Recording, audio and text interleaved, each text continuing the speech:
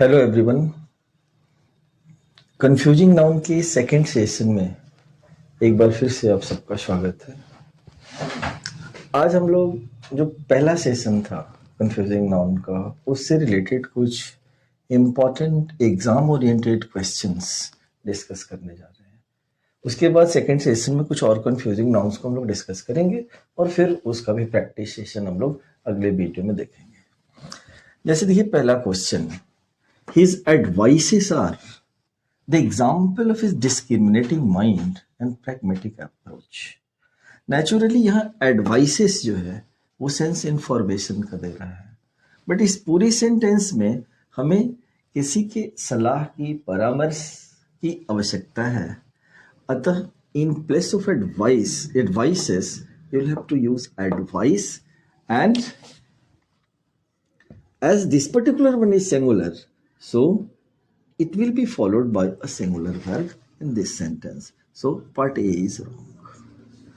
जब भी हम एडवाइस की बात करेंगे तो सलाह होगा, और एडवाइसेस की बात करेंगे तो इंफॉर्मेशन की बात होगी। यहाँ कहा जा रहा है कि हिज एडवाइस, उसकी सलाह जो है एक एग्जाम्पल है उसके discriminating mind and pragmatic approach का। इस वजह से part A is wrong. Okay, आते हम लोग क्वेश्चन नंबर 2 पे। You should branch out your business in that very city after collecting proper advice regarding it's growth. अब देखिए यहाँ पर कलेक्शन ऑफ एडवाइस की बात की जा रही है। एडवाइस को कलेक्ट नहीं किया जा सकता। यहाँ पे हमें इंफॉर्मेशन को कलेक्ट करना है, क्योंकि जो हम बिजनेस ब्रांच आउट करने जा रहे हैं, स्टेब्लिश करने जा रहे हैं किसी नए शहर में, उसकी ग्रोथ के रिगार्डिंग हमें इंफॉर्मेशन पहले से कलेक्ट करना पड़ेगा, तभी हम ऐसी चीजें कर पाएंगे। तो यहाँ जो हमारा पार्ट डी है, यहाँ पे एडवाइस लिखा है हमने और हमें इंफॉर्मेशन की आवश्यकता है, इस वजह से ये प्रॉपर सेंस नहीं दे रहा। तो यहाँ हमें एडवाइसेस करना पड़ेगा। एडवाइस रॉन्ग है यहाँ। Okay, question number 3, she does not know any alphabets of English at all. देखिए जब हम बोल रहे हैं एनी अल्फाबेट्स ऑफ इंग्लिश, तो अल्फाबेट्स वहां लैंग्वेजेस का सेंस दे रहा है, जबकि इंग्लिश खुद ही एक लैंग्वेज है।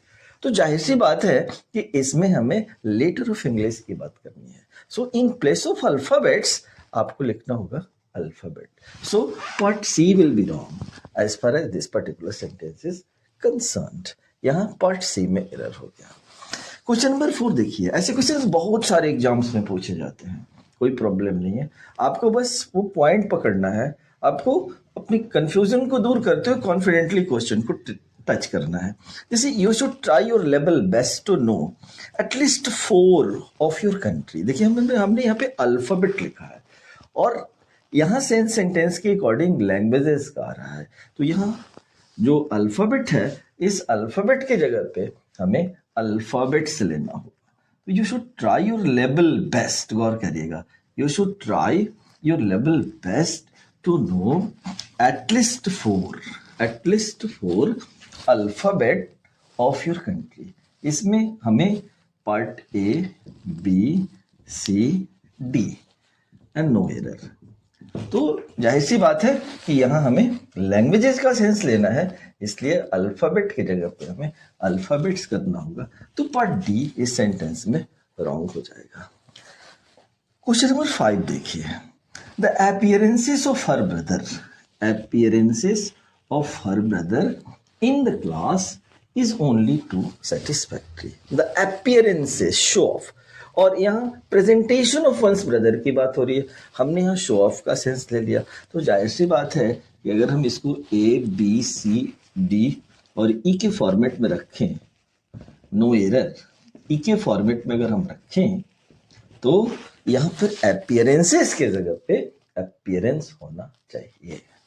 तो पार्ट ए यहाँ रॉन्ग हो जाएगा। देखो क्वेश्चन देखना, she unnecessarily spends her money to keep up her appearance. वह अनावश्यक रूप से अपने पैसे को खर्च करती है, अपनी प्रेजेंटेशन को मेंटेन करने के लिए कोई पैसा खर्च नहीं करेगा, अपने दिखावे को मेंटेन करने के लिए कोई पैसा खर्च करेगा। तो हमने पिछली क्लास में बताया था अपीयरेंस मीन्स प्रेजेंटेशन और अपीयरेंसेस मीन्स शो ऑफ। तो यहाँ अपीयरेंस के जगह पे अपीयरेंसेस लिखना चाहिए, इसलिए पार्ट डी रॉन्ग है, यहाँ पे अपीयरेंसेस होगा। क्वेश्चन नंबर 7 देखना, it is very very important. Question number 7, why are you using many abuses against your friends. याद करो पिछला क्लास हमने अब्यूज का मीनिंग बताया था रॉन्ग वर्ड, और अब्यूजेस का मीनिंग बताया था हमने रॉन्ग ट्रेडिशंस। अब देखो यहाँ अपने दोस्तों के खिलाफ रॉन्ग वर्ड्स की बात की जा रही है, क्यों आप यूज कर रहे हो रॉन्ग वर्ड्स, नहीं करना चाहिए। अब देखो अगर अब हम यहाँ पे मेनी अब्यूज कर दें तो मेनी को अब्यूज वर्ड सेटिस्फाई नहीं करेगा, तो बीच का रास्ता निकालना पड़ेगा हमें, दोनों को प्रॉपरली सेटिस्फाई करना है। मतलब हमें सेंस भी ले लेना है और मेनी को भी सेटिस्फाई कर देना है। एसएससी ऐसा क्वेश्चंस पूछा है और सारे एग्जाम्स में ऐसे क्वेश्चंस पूछे जा सकते हैं। तो देखो मेनी के बाद अगर हम वर्ड्स ऐड कर दें, यहाँ पे वर्ड्स ऑफ लगा के अगर यहां से एस हटा दे, मेनी वर्ड्स ऑफ अब्यूज, जैसे हमने किया मेनी वर्ड्स ऑफ अब्यूज, तो हमने मेनी को भी सेटिस्फाई कर दिया और अब्यूज से अपना सेंस भी ले लिया। तो सेंटेंस हो गया, why are you using many words of abuse against your friends. Actually I am trying to say that why are you using many abusive words against your friends. तो ये क्वेश्चन बहुत ही ज्यादा इंपॉर्टेंट हो जा रहा है, कारण अब्यूज यहाँ पे इसको सेटिस्फाई नहीं कर पाएगा। तो बहुत लोग यहाँ अब्यूज लिख देंगे, बावजूद उसके वो गलत हो जाएंगे। क्वेश्चन नंबर 8 देखना, we will have to get rid of almost all the abuse from our society to bring about actual reform।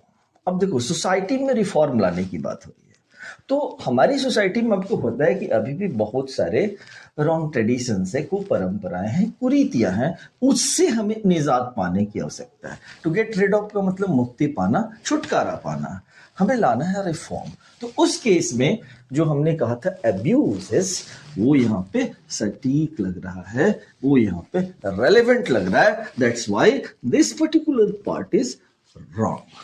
तो part C is wrong. Question number 9, you should have claimed amends against your sufferings. आप suffer कर रहे हैं भाई, तो आपको क्या चाहिए, आपको कंपनसेशन क्लेम करना है, और अमेंड का मतलब तो इंप्रूवमेंट होता है, कंपनसेशन होता ही नहीं है। तो वैसे केस में हमें यहाँ पे अमेंड्स लिखना होगा in place of amend, because amends means compensation और अमीन मीन्स इंप्रूवमेंट।